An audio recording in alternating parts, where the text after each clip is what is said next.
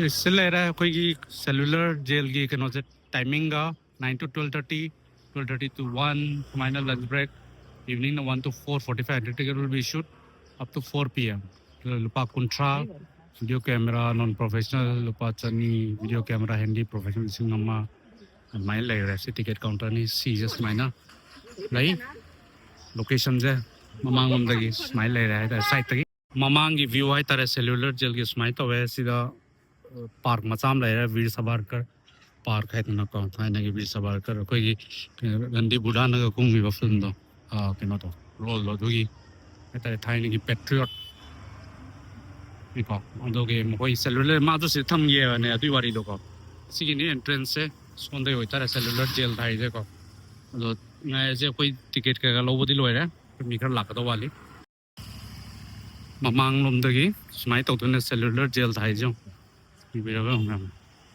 sin cellular jail hai entrance points de ni mi mam sang mo na ticket on the left side sagi log do ko ba kun thang tang pi ma sin entries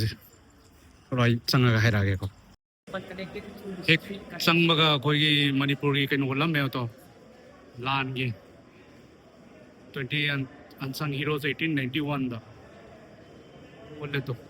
manipur gi na se sigi se ne moi construction de ko lo kai sep to no yong me am jong moi taruk tariet na ching ma ko smile le hai tan nu chang yeng or ja pet ko sina bird's eye view hai tan political prisoners में हम ये dress नहीं आता है dress और देखिए नेक ring जो ले तो सुन कनो तो ngakta yot li phao to yot yot ke ring se par sa dei season odi to pa history je yam matam changa ne pai short of time pai theng na julai kara gi moi gi belt kai ka uniforms of convict officials sai ta convict ko officials sing you know white dress Japanese soldier की helmet ले रहे कोई helmet खांग तो P ले रहे तो पदी थोड़ी दोकना कनो ले तरह सोंदा कनो ले तो लोग जन कीज यूज मुझे कनो तो नहीं तरह कोई लोकेंटी अलीगढ़ सामने अलीगढ़ की ताले न का प्रोवाइड अलीगढ़ हाई से प्रोवाइड जगह जगह भी तो कोई मणिपुर की वार की सिग्निफिकेंस है वो ले जब 1891 thang ta tar kan 23 koi heroes ai tar ko patriot me am par kan da anamanda pura ki to koi ke noi to mount harriet mount manipur pura ki ne ko adu du ni ulle hek sang ga right side ta le haina sajai kala pani ga hai do kala pani ki meaning se kai no ham da kal lai je koi sanskrit word ne no ko the time or death have ne ko so moi hiding is a time of death water hai this is island noi bani na maina have the meaning nama thon wani da ko sida sing de photo propaganda isolate tor ga hat pa yi wari um mane lai kala pani sajai kala pani ga hai torture में तो ये horrors of cellular jail का है ना मोई से punishment भी ये system जैसे मायने तो वो बोले से तो पर exact location जो उबे है को फिर ये मतलब पाइजे साथी वो मोई के नोज़े David Berry हरी उसे सिगी jailers ने वो पाइजे साथी है इसे David Berry का traded jailer है इसे सी jailers ने वो पत्ते है ना इसे my story करा यार से था हम पन्ना एक पाविंग हम ये भी हम तारे तुम मैं हम तुम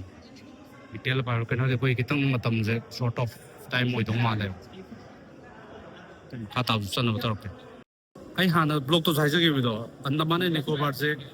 japanese in capture to le ma hone ba chahi ahum muki chang la ahum khai am le mine ba japanese bunker japanese island gan lai le ko de moi ngasai keno do anti aircraft keno do kare ta podium mai ga keno do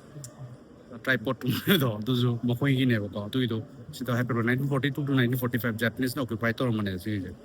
nama similar to Japanese occupation ne hoise ko 1942 to 1945 sida Japanese bunker ga lai ba udagi Japanese se koi ke noste taji se le ra ne mo koi yeng bi yam kan nai detail da khangjab din atre but koi brief faina khangmai tare se netaji gi ne se photo netaji ki photo le ra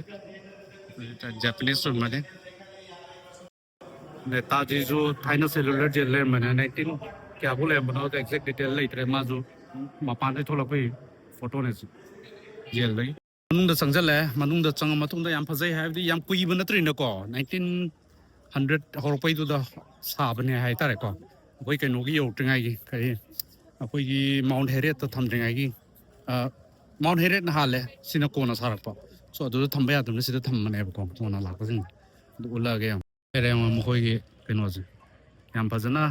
yam phajari hai tare yam ari buzuna tri ko hardly 120 da tong le tanga ise mkhoi gi keno ne hai tare changang gi lock and key system tonga na ne ba sidai lo laga son da gi se son ne phau dorok to ne ko manung da hai tang chang ma yam wa yam kan ngang roi yam kan na pak pa keno na te hai tare samam je makhon jin nil le cellular hai je सी चंग मजे यादे याम दो माले कइनो हारगा कोई लोक से Hong तो थम बने को सी कोई मतम मतुगी कइनो हाय तारे सचिन सचिंद्रनाथ सन्या लाय गदर को खंगरे हायदि कइनो मा लय रे विंडो मा लय रे सी सिस्टम जने को सी मनुंग जिदा लेरामि सो सेलुलर ngатane से मसा मसा गी तो यामना मई गा लय पोते मतम दो दे को सी मम मिजें si hàng tuốt tầm si public access tổng năm đi co si smile này này mà nông nghiệp sức mong mà cơ quá là mà này hình là cái làm thay cái nó gì em biết này Windows size xem làm thay cái này si đâu rồi này si cụ thà gì không si cụ thà gì này không rồi là sao si thà đấy không ra cái arms length cái mục thay rồi si cái gì cái nó walls arms length गेलो side execution की मफम दो अदु चांग तोरी को गेलो side फांसी कर कोई फांसी तो मफम दुने बस गेलो से सिमनुंग चांग जे को येंग जे कई लेबनो तो इनगी एग्जीक्यूशन सिस्टम दो करियो हेरिटेज साइट पुदी ओरे को कोई चांग मगा सी जे ले तो ले सी थोंग जे ले न को येंग बियो को सी थोंग जे दा कोई फांसी याम हमगी केनोनी ले रे अहुम ले रे को सी जे दा सी हांग रो पिदने बस की उमाग उमाग ले जे हांग ने तक हांग थंग जे ता kan execute to wen le ko ta ki to lai re ko ma ta smai na koi lai ra ka ma kha ji ta ta do ne ba sit sang to si ji lai do ne sang ji ko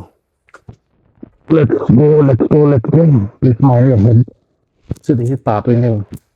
si ma ta ki hang don si sam de ko hang do ga mi si da lai ka si da kai de hang do ka dom lo ji I'm not sure system du lai ra to yang to kan pak nang to mi do ni da so it's a deadly thing do ni da execution se thai nagi makha ta ba amuk kai lei no do ni yang ora sin so nei se tor ke si le moi so na retrieval gi system do le mo do mal ang to kan ko do ni da si de hek le sin na koi gelo gi hek na kan ji na place for last ritual hai re aroi ba क्रिया कर्म तो वही होंगे सीधे तो माले को नहीं था अरे इसमें तो वर्कशॉप में इसे कमाई ना पनिशमेंट को मपी हुए को सी वर्कशॉप से तो नहीं हेरिटेज साइड ने स्माइल ले में कोई जे स्माइल ले मालूम चंगे ये और सिको इधर इधर ऑयल मिल मीजिंग जे सीधे तो को किरी ताहन दो आइडी मैनुअली मीदो लहन दो कोने सी जहां दुकान दो को दगी अवा मखल ना हाइतारे खुदना लोई तोहन बिदो केंदी थेंग रोय गे अवा थबक ना तोहन बइनी थमोइस पनिशमेंट ड्रेसिंग सी जो केनो चेन नते डायरेक्ट केनो ने रोड ने सिनो चेन हाफ रे को सो अदों सिस्टम नॉट सो गुड चलो let's go so cellular jail मथक की तो लाय को टॉप की तो अखोई कनो वीर सावरकर की लेना को मा की कनो दो चंगर सेलुलर जेल दो मथक की राइट साइड से ले ये पे दियो जो हाइरक पने तो ये मदी है ना को वीर सावरकर की माई सेल दो लेट्स गो वीर सावरकर की सेल माई स्पेशल लो ना अरोई भी तो थम माले को तो मैं हम लाए मी सवाल करोगे ओके चंग 1966다 लेगिदबा 1883दा पोपाय तारेको ली सही चामेन हम मजाने माज मनोंगसे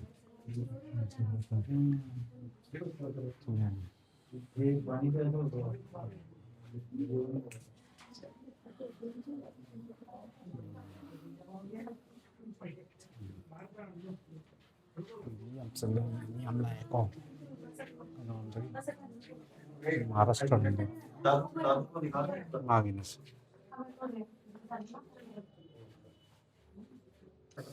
वीर सावरकर की किन्होंने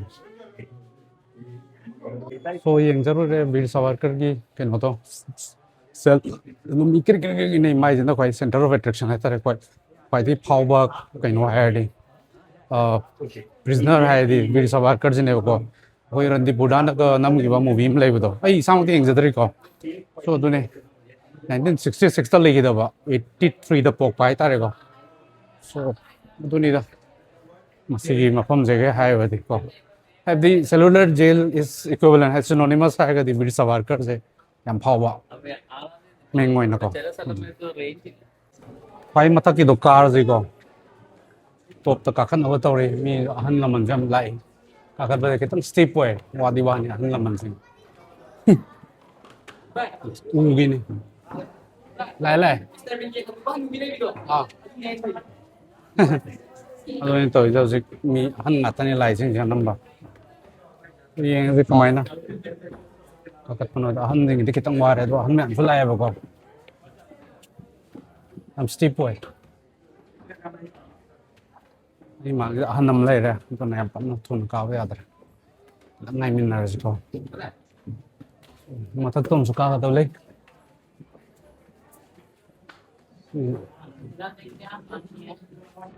Mata suka am pazab no se. Mata tiye na mi ham kum dhan na rai. Ini bani. Una kata ni sari se. Sila. Wow, matak te am bazar hai. Ai keno rear view je hapa ge ko. Yang combine tor ge hong yang. View combine to hai. Matak te am bazar. Views.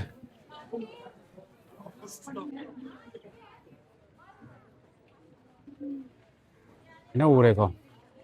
Serious line chale ji mai. तो सी मोई jail की structure जे स्माइ स्माइ ना सोन रो ले रे 1 2 3 हो रे सोन रो ले रंग ने को माइ ने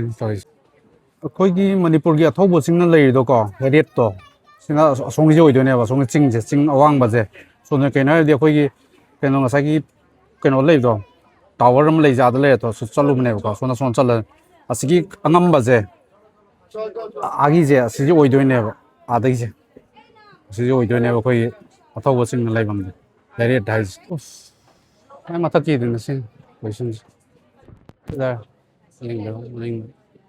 सो लोइसले को कोई केनोगी खाताबा केनोदी कराई चलु न दे तुम अपडेट तो जरगे सेलिब्रिटी लोयरे है तारे नुआए तो वन टाइम विजिट नहीं वीर सावरकर के का उरे ने मोय गेलो का दुदा पनिशमेंट की एंजॉय तो बिरो मैं तुमको यंग बिरो ब्लॉग तो थैंक यू